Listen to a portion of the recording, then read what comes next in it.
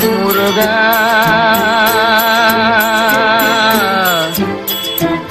முருகா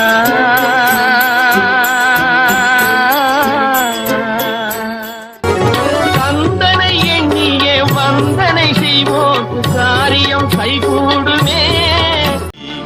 உன்னை பாடும் தொழிலின்றி வேறு இல்லை, என்னை காக்க உன்னை இன்றி யாரும் இல்லை. முருகா முருகா உள்ளம் ஊரு புதையா முருகா உன்னடி காண்கையிலே. உள்ளம் ஊரு புதையா முருகா உன்னடி காண்கையிலே. மண்ணானாலும் திருச்செந்தூரில் மண்ணாவே, ஒரு மரமானாலும் மண் பேசும் மக்கள் மொழி பேசும் தமிழ் ஒலி தொலைக்காட்சி நண்பர்கள் அனைவருக்கும் அன்பு வணக்கம். மதுரை மாவட்டம் உசிலம்பட்டி வட்டம் மேக்கலார்பட்டி பஞ்சாயத்திற்குட்பட்ட புத்தூர் 3வது நாடு நாலுகரை புத்தூர் குமரன் திருக்கோவில் இயற்கை எழில் கொஞ்சும் புத்தூர் மலையின் அடிவார பகுதியில் அமைந்துள்ளது இந்த திருக்குமரன் கோவில். இது சுமார் 1000 ஆண்டு பழமை வாய்ந்த திருக்கோயில் என்று எல்லோராலும் போற்றப்பட்டு வருகின்றது. இந்த திருக்கோவிலினுடைய புனரமைப்பு பணிகள் நடந்து கொண்டு வருகின்றது. வருகின்ற ஜூலை மாதம் 7ஆம் தேதி இத்திருக்கோவிலின் மகா கும்பாபிஷேக விழா நடைபெறவிருக்கின்றது. இந்த திருக்கோவிலின் அற்புதங்கள் ஏராளம் ஏராளம். அதிலிருந்து சில துளிகள் மட்டும் உங்கள் பார்வைக்கு. சாமி வணக்கம். வணக்கம். நம்ம இந்த குமர திருக்கோயிலை பற்றி கொஞ்சம் டீட்டெயிலாக கொஞ்சம் சொல்லுங்களேன். இது மதுரை மாவட்டம் உசிலம்பட்டி வட்டம் புத்தூர் 3வது நாடு நாலுகரை புத்தூருங்கிற இடத்துல அமைஞ்சிருக்கு. இங்கே அருள்மிகு சுப்பிரமணிய சுவாமி திருக்கோயிலானது பாம்பு ரூபத்தில் அசுரனை சம்ஹாரம் பண்ண வந்த ஸ்தலமாகும். கிட்டத்தட்ட 11ஆம் நூற்றாண்டு காலத்தில் கர்ப்பகிரகமும் அர்த்த மண்டபமும் கட்டியிருக்காங்க. அந்த பாம்பு ரூபத்தில் சம்ஹாரம் பண்ண வந்தபடியால் காலில் செருப்பு, இடுப்பில் கத்தி, கையில் வில்லோடு இருந்திருக்கார் ஆரம்பத்தில் குமரக்கடவுள். அதனால் ஆரம்பத்தில் குமரன் மட்டும் வந்ததுனால தான் இந்த ஸ்பாட் நேமே குமர கோயில்னு தான் பேர். பாம்பு புத்துக்கள் நிறைய இருந்ததுனால புத்தூர்னு மருவி இது ஒரு பெரிய கிராமமாக இருந்திருக்கு ஆரம்ப காலங்களில்.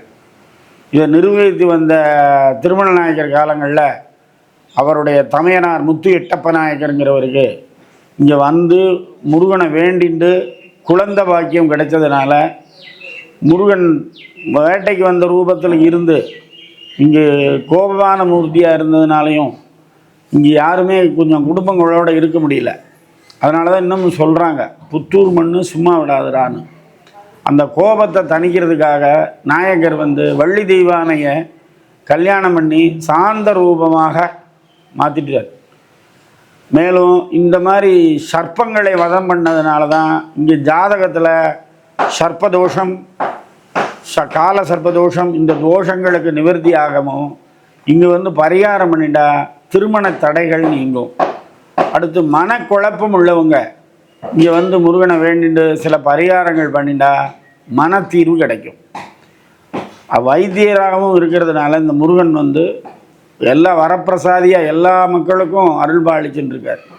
இந்த காலங்களில் இந்த புனருதாரணம் பண்ணி வருகின்ற ஜூலை 7/7/2025 அன்றைக்கு புனருதாரணம் நடந்து மகா கும்பாபிஷேகமானது நடைபெற உள்ளது. இக்கும்பாபிஷேகத்தில் அனைத்து விதமான மக்களும் வந்திருந்து முருகனோட அருள் பெறுமாறு வேண்டுகிறோம். சாமி, இந்த கட்டிடக்கலையோட அமைப்பெல்லாம் எப்படி இருக்குது? இது 11ஆம் நூற்றாண்டு காலத்தை கட்டின கோயில்.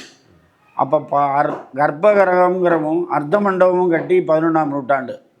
அதுக்கப்புறம் நாயக்கர் காலங்களில் அவருடைய வேண்டுதல் நடந்ததுக்காகவும் முன்னாடி முன்மண்டப திருப்பணிகள்லாம் அவர் பண்ணியிருக்கார்.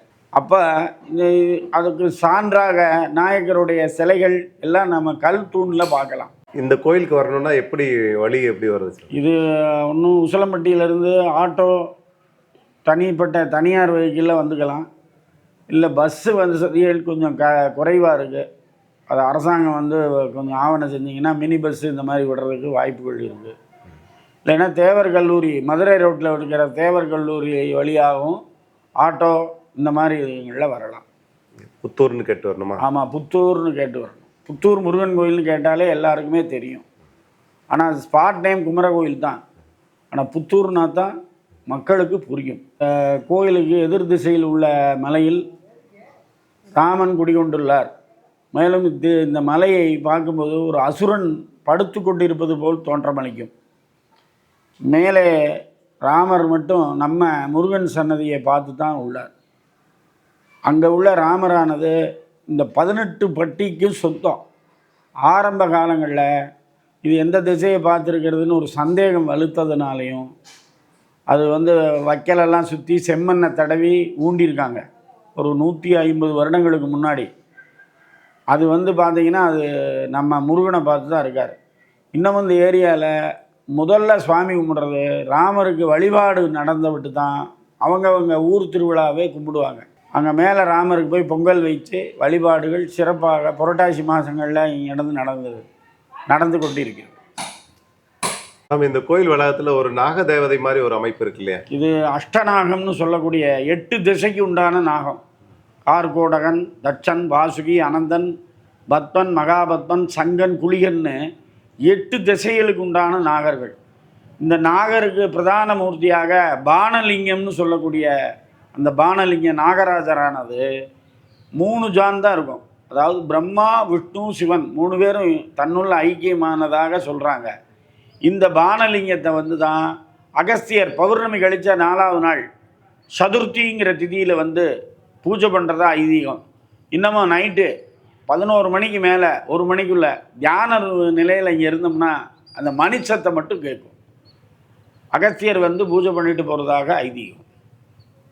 அதனால் அந்த இடங்களில் சர்ப்பதோஷ நிவர்த்திக்கு பரிகாரங்கள்லாம் பண்ணிட்டாங்கன்னா உங்களுக்கு கல்யாணம் ஆகும், குழந்தை பிறக்காதவங்களுக்கு பிறக்கும்.